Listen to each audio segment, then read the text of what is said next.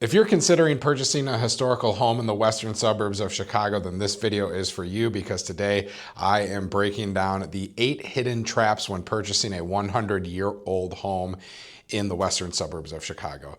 And if you're watching this video, you're not familiar with the western suburbs, or you're just kind of considering moving to the western suburbs, you may think, wow, 100 years old, that is a pretty old house.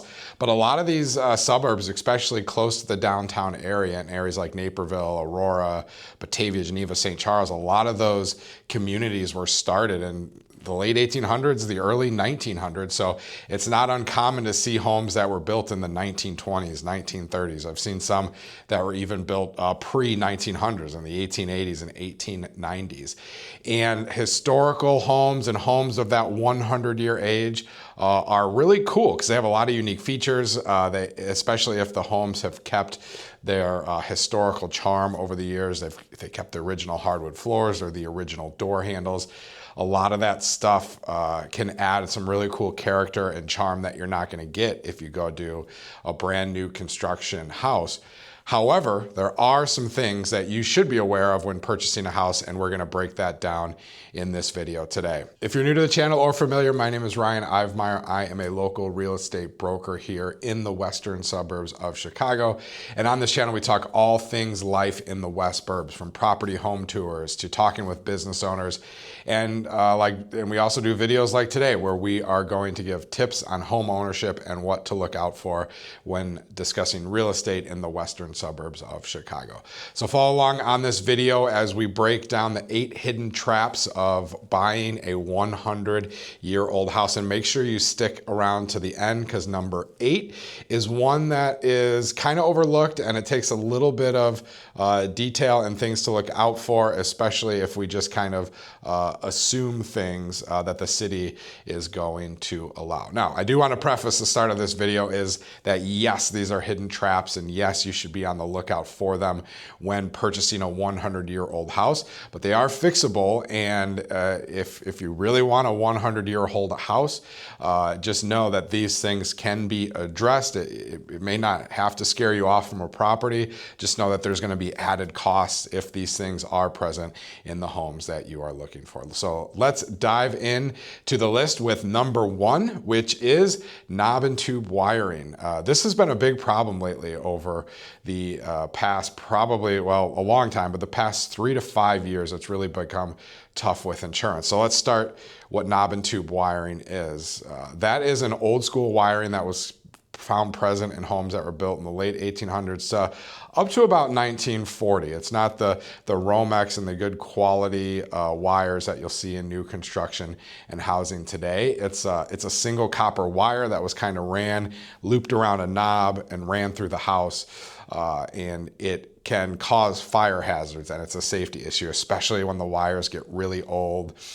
They can catch on fire, and that's why it's a big issue to look out for, because one, it can be expensive to replace. Replacing the knob and tube wiring isn't a simple, quick, hey, let me change an outlet. You got to rewire the whole house probably, or potentially install new electrical panels. So it can be a very big undertaking and a very big cost that you should be prepared for if the house you have has knob and tube wiring. And why it's becoming more and more of a necessity to almost you have to replace it is a lot of insurance companies are starting to not insure over properties that have knob and tube wiring because of that safety hazard, because of that fire hazard. And as the wires get older and older, they're only going to get worse and worse.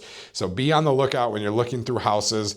Sometimes it's very easy to tell. You'll see old knobs up along the wall up in the attic, or potentially in the basement, and it looks like something that you would wrap a wire around. That's what it is. Or the wire kind of looks like an old cloth wire, and that's an indicator of knob and tube wiring. It's not always easy to tell. A lot of times what we find in these houses, especially if it's a 2-story house, is that they'll replace the lower level, the main level of the house, with more up-to-date wiring, because that's very easy. You have access to the basement. You can easily get the wire up to the first level, change it in the panel, and you're good to go. It becomes more complicated when you get up to the second floor, because now you're talking running wires all the way up through the walls, all the way up through the attic, replacing it in the electrical panel as well. So it can look like most of the knob and tube wiring has been replaced if you're looking at just kind of the basement level, and it looks like the wires are new, but sometimes in the second level, the knob and tube wiring may still be there. So make sure you are on the lookout for that when looking at purchasing a 100-year-old home. Number 2 on the list are lead service lines. A lot of these 100-year-old houses built in the early 1900s, lead was a common used water line to get water from the street to the house. And it is something to pay attention to and to consider. And you can get a lot of information from the city on these because they know where they are at. A lot of cities, for instance, Naperville, Aurora, they have replacement programs in place to get all of the homes off of the lead service line. You can do water quality tests to kind of make sure that the water is currently in a safe drinkable level. But for instance, Naperville, they already have the houses mapped out in the areas and the years that they are planning on replacing those service lines. Aurora has a program as well. And many of these cities with these older homes, they have programs in place or they have plans in place to replace these lead service lines. So if you're getting into a 100-year-old house and you're wondering, is my service line lead or has it been updated already? A good spot to check is always the city. See if they know that information, see if they've replaced it, see if they have plans to replacement. And you also want to check the cost because some cities are just full on replacing it for some of the residents. Some of the cities are doing a cost share type of thing where they'll replace part of it and the resident has to replace part of it. So just make sure you know what you're getting into with the lead service line in the house when you are looking, and look for some confirmation with that information when purchasing a 100-year-old house. And that leads a little bit into number 3 on the list, which is be on the lookout for galvanized steel piping. It's not lead piping. This will be the piping that's actually used inside of the house. And it is very old piping, and you can get a look at it from the basement. Modern day standards are using copper. Some new construction builders are going to that kind of plastic PVC type water lines, but back in the early 1900s, over 100 years ago, the galvanized steel piping for water lines was a very common practice.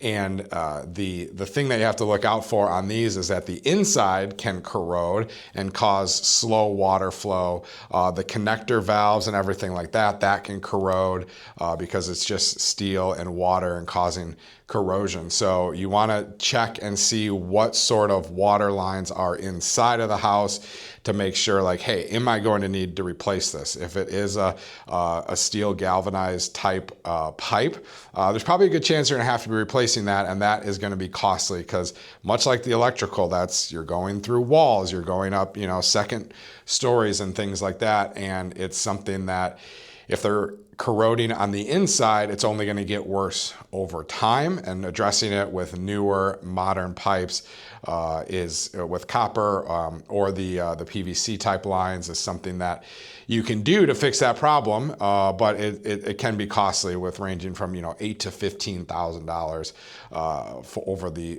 to replace all of the pipes in the house. Now, along with the piping, you also want to be a lookout for the drains and whatnot as well. A lot of the old houses, they would use cast iron inside of the house for the drains. Same issue, corrosion, rusting out of the cast irons, and wear and tear. So if the PVC hasn't been added into the plumbing drains and everything, that could be another cost that would have to come up in the future. And it's just something to be cautious of and look out for when you're looking at these 100-year-old homes.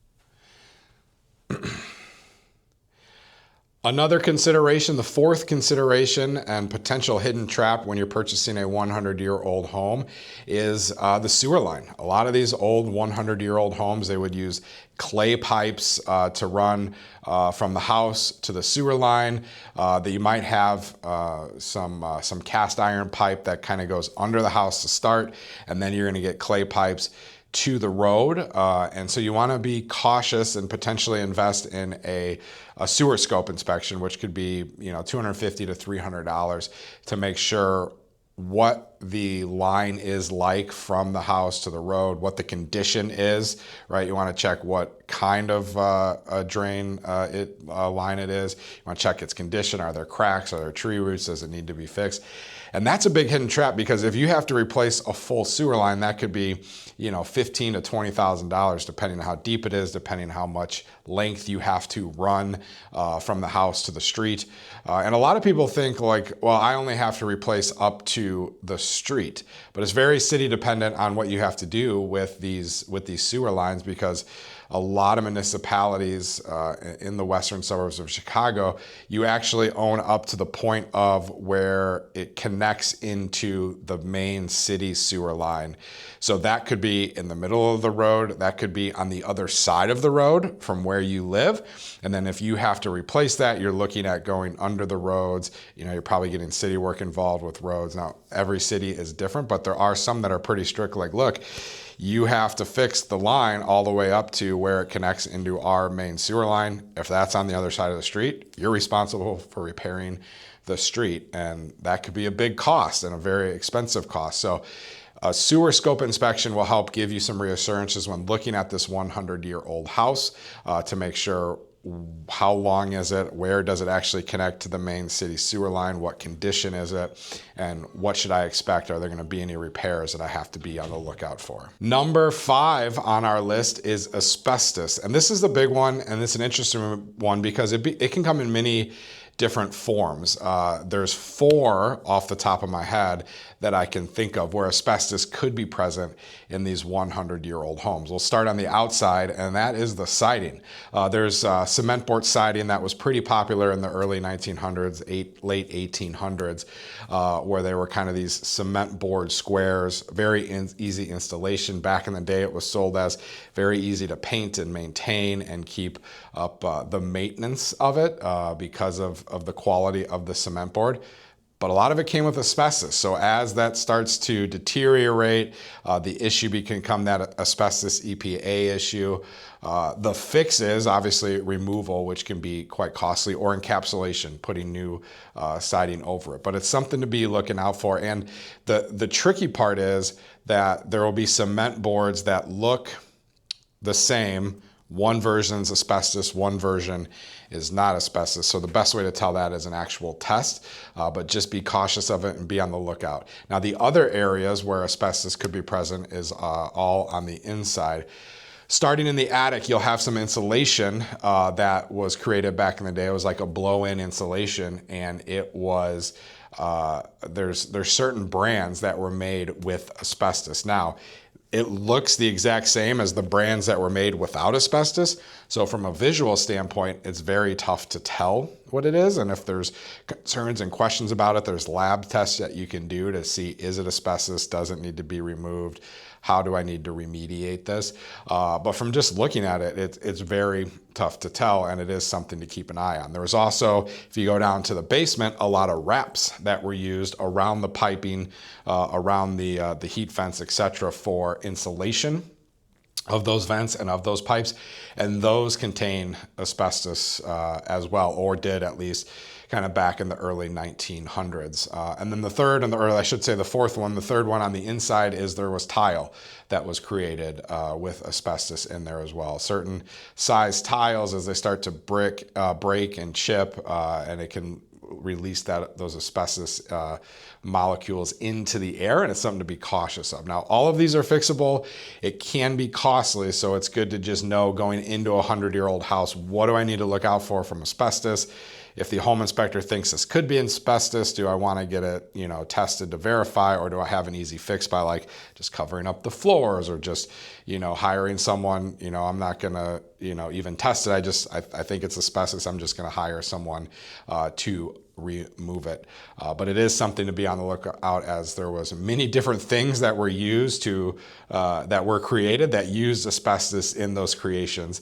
And some of them you wouldn't think, like the outside boards, you know, that were the cement boards for the siding. All right, as we continue along through the video, I'm curious to know, like, what is your experience with an old house? Is an old house something that you really want to have? Do you want that character, that charm, the old creaky hardwood floors that you get when you walk around the house? Or are you looking for something that's more modern and more new construction-esque, if you will, with the modern time? So comment below. I'm always curious to know kind of what people are looking for, or if you do like the historic homes, like what's that draw? What's that like, hey, when I get in a historic home and it has a feel within the woodwork and all of that, like that's what attracts me to it. So comment below. I always respond to all the comments, and I'm curious to know, like, what's your draw or you're not your draw to historic 100-year-old homes. All right, number 6 on the list of traps to look out for when purchasing a 100-year-old house is no installation and the framing of the house. Now this is a tough one because you may not see it when you're walking through the house. The home inspector may not see it when he's doing the home inspection. There may not be a lot of insulation on the outside of the walls. There may not be an insulation, or there may be gaps between like the walls and the brick. And it's not really like an inspection type issue, but it can be a drain and a hidden trap on the energy bill, right? It's drafty in the winter, so it's gonna take a lot to heat up that house. The gas bill is gonna be pumping. You're gonna be like, holy cow, I have an expensive gas bill, like what's going on? It could be a lack of insulation. Or reverse, in the summertime, if you are having high electric bills because the AC is constantly running because it's getting outside, it is something that a lot of people don't consider or factor into these historic homes.